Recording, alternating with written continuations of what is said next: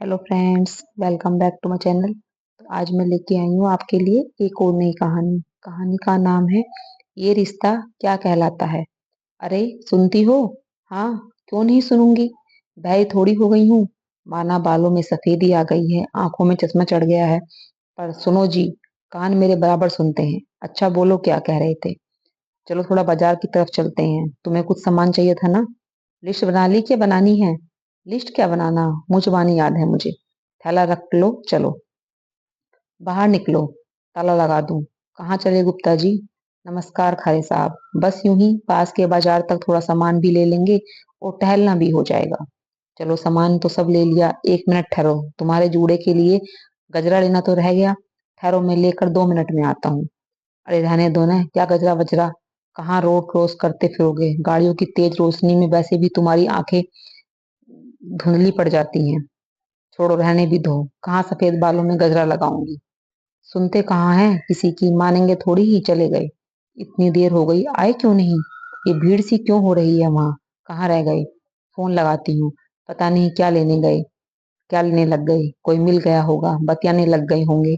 बुढ़ापे में हलकान परेशान करके रख दिया है मुझे। चलो, फोन तो उठाया। हेलो, ये किसकी आवाज है? किस इनके फोन पर कौन बोल रहे हो भाई?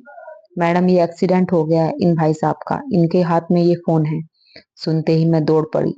सामने खून से लथपथ सुभाष पड़े थे, हाथ में गजरे का पैकेट, आंखें खुली। इससे ज्यादा देखने की हिम्मत नहीं बची। होश खोकर बेसुध हो गई। जब होश आया तब तक सब कुछ खत्म हो चुका था। पुलिस डॉक्टर अपने प्रश्न लिए खड़े थे, मैं कभी उधर देखती कभी इधर।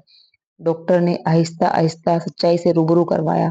पर मैं भी रो पर मैं रो भी नहीं पा रही थी।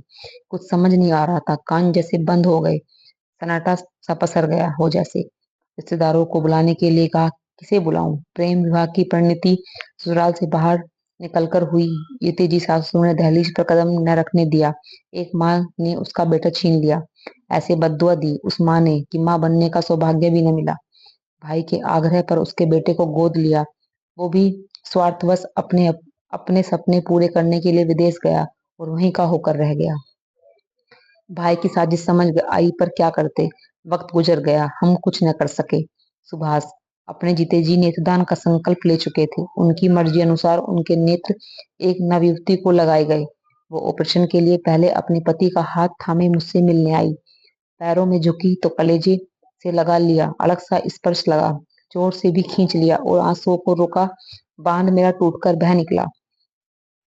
मेरा पता फोन नंबर भी उन लोगों ने ले लिया। पड़ोसियों और दोस्तों की मदद से सब काम हो गए, पर मैं स्तब्ध सी हो गई। दिमाग ने काम करना बंद कर दिया। कोई कुछ खिला जाता तो खा लेती, वरना शून्य में देखती बैठी रह जाती। सोचती कोई तो ऐसा रिश्ता होता जो बिल्कुल अपना होता। जिनके पास रिश्ते हैं उन्हें कदर नहीं है। मैं तरस रही हूँ और मेरे पास मेरा कहने को कोई भी नहीं है। सूरज की रोशनी चारों तरफ फैल गई। गहरी सांस लेकर उठी, अचानक दरवाजे की घंटी बजी। इतनी सुबह कौन होगा? काम वाली को तो हटा दिया, क्या करवाऊं उससे काम? कौन है? कहते हुए जैसे ही दरवाजा खोला तो पहचान नहीं पाई।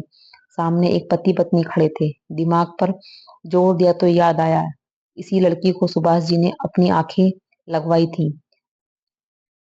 उनकी आंखों को हसरत भरी नजरों से देखते हुए आंसू बहते चले गए। दोनों ने मुझे प्यार से बैठाया, आंसू पोंछे, पानी पिलाया और बोले, आपने हम दोनों की जिंदगी की सबसे बड़ी खुशी दी है। इस खुशी के लिए रमा ने बहुत लंबा इंतजार किया है। हम जानते हैं आपका और हमारा न खून का रिश्ता है न कोई संबंध, पर हम एक नया रिश्ता बनाने आए हैं। वो रिश्ता है माँ और बच्चों का रिश्ता। बनेंगी ना आप हमारी माँ? दोनों आशा और उम्मीदों से मेरी ओर देख रहे थे। कैसे न कहती, सिर हाँ में हिला दिया और दोनों को गले से लगा लिया। समझ गई ईश्वर को भी तरस आ गया मुझ पर। तभी जीवन की संध्या में अपना कहने को ऐसा मधुर रिश्ते में बांध दिया। अचानक मेरी आंखें किसी ने बंद कर दी। देखा तो अन्नू और ओमी खिलखिला पड़े। दादी, कहाँ खो जाती हो? चलो मम्मी, पापा खाने पर आपका इंतजार कर रहे हैं। और मैं चल पड़ी अपने बच्चों के साथ। दोस्तों, कैसी लगी आपको मेरी कहानी? अगर मेरी कहानी को पसंद आई हो तो प्लीज चैनल को सब्सक्राइब करना, वीडियो को लाइक शेयर और कमेंट करना। Thank you.